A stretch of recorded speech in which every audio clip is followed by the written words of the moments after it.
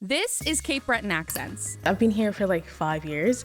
It just feels like home away from home. a podcast hosted by CBU President David Dingwall that celebrates the stories and perspectives that make our community so vibrant and unique. Yeah, because it's important that students take part in extracurricular activities. From campus life to global impact, we're excited to share the stories that define Cape Breton University. CBU is family, and you're gonna love every minute of it.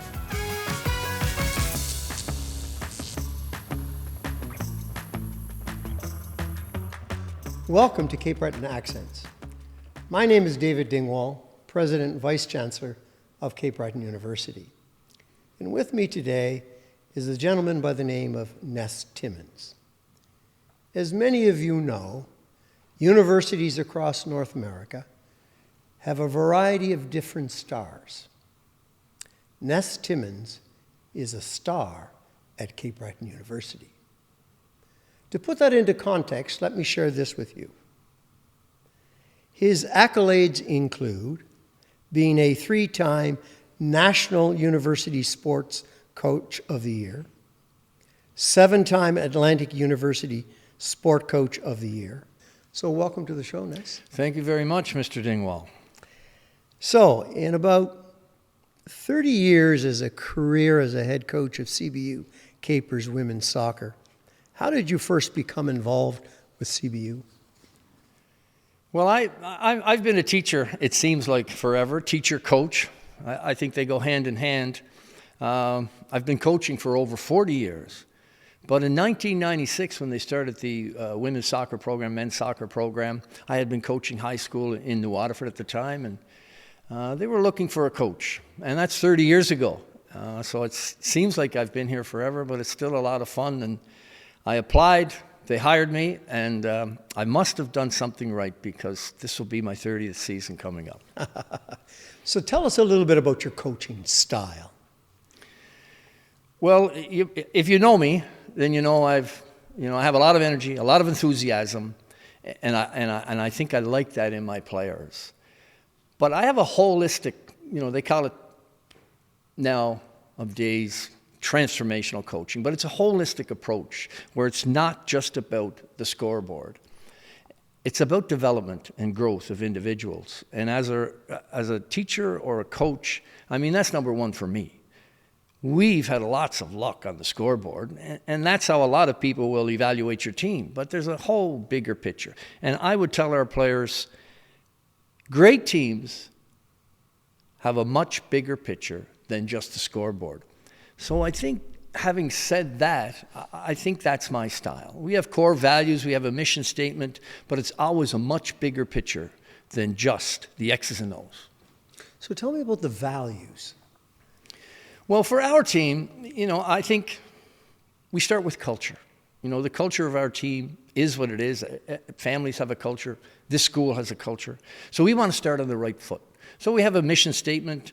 We have kind of some pillars that hold that up. But our core values go along with Capers. You can pick a lot of core values, but when it's attitude and character and perseverance, enthusiasm, responsibility and service or sacrifice, our players know that. They study that. They are tested on that. And whether we're making a sub or we're doing a pregame or a postgame talk, win or lose, we can always go back to those, core values. And I guess that's the foundation of our culture, which we believe drives the process, and then that process, drives the results. Tell me about attitude. How do you assess a young person, first-year student at Cape Breton University who wants to be a part of the soccer team? Tell us about the significance of attitude. I think I have an idea, but I'd like you to articulate it. Well, we feel attitude is everything. We wear that on our shirt.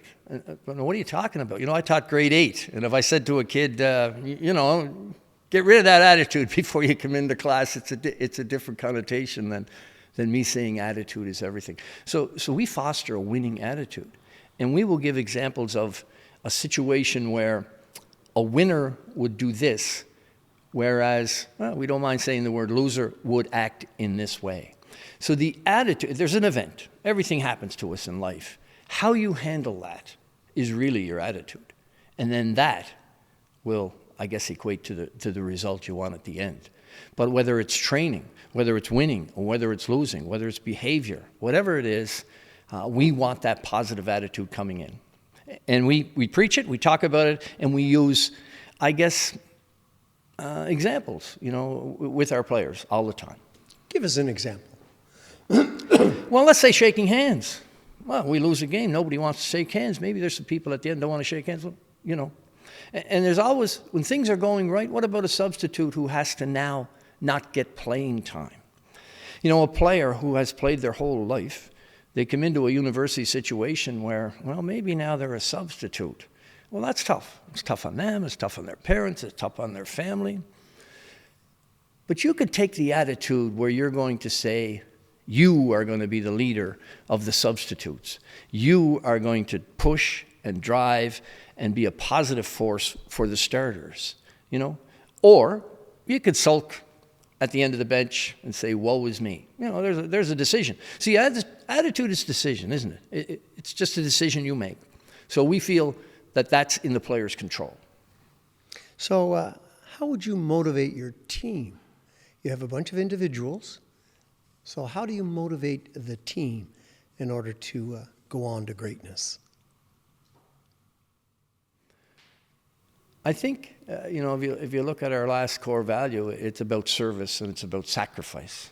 And you have to sacrifice your individual, in a lot of cases, your individual goals for the team goals. And that example I just gave about a substitute, are you really thinking about yourself or are you thinking about the team here?